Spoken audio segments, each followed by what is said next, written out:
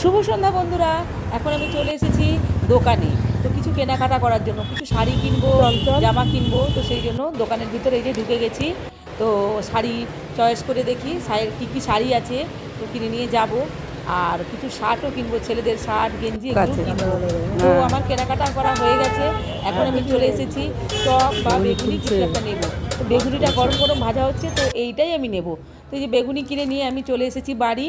তো বাড়ি এসে এই যে বেশ অনেকগুলো শাড়ি কিনেছি। তো শাড়িগুলো আপনাদেরকে দেখাচ্ছি, দেখুন।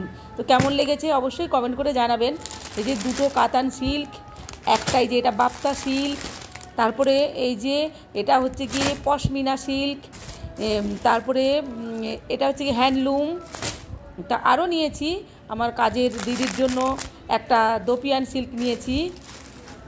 তো ওটাও দেখাচ্ছি, দাঁড়ান। এই যে দেখাচ্ছি, দাঁড়ান, দোপিয়ান সিল্ক। তো এই যে এইটা হচ্ছে গিয়ে দোপিয়ান সিল্ক, এটা আমি আমার কাজের দিদির জন্য নিয়েছি। আর ওই যে গোলাপি রঙের শাড়িটা, ওইটা আমি ঠাকুরকে দেবো, ওই তাঁতটা আমি ঠাকুরকে দেবো বলে নিয়েছি। আর ছেলেদেরও জিনিস নিয়েছি। তো ছেলেদের এই যে এই শার্ট নিয়েছি কতগুলো। আর শাড়িগুলো আবার দেখাচ্ছি, দেখুন এই শাড়িগুলো আমার তো দারুণ পছন্দ হয়েছে। তো আপনাদের কেমন লাগছে অবশ্যই জানাবেন। আর আমার কাজের দিদির শাড়িটা আরেকবার দেখিয়ে দিলাম, আমার তো কালারটা খুব সুন্দর লেগেছে। তো এই যে ছেলেদের জন্য নিয়েছি, এগুলোও সব দেওয়ার, তো আমার মানে দিতে হয় সবাইকে, তো সেই জন্য নিয়েছি ছেলেদের জিনিসগুলো। আর আমার ভাইজির জামাটাও নিয়েছি, কিন্তু সেটা আনা হলো না এখানে আর কি।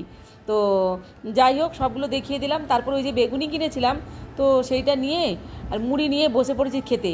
আর অনেক টাকার মার্কেটিং করেছি বলে দোকান থেকে এই যে আমাদেরকে সোনপাপড়ি দিয়েছে গিফট হিসাবে।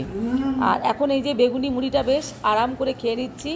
তো কেমন লাগলো শাড়িগুলো আর জামাগুলো অবশ্যই জানাবেন বন্ধুরা।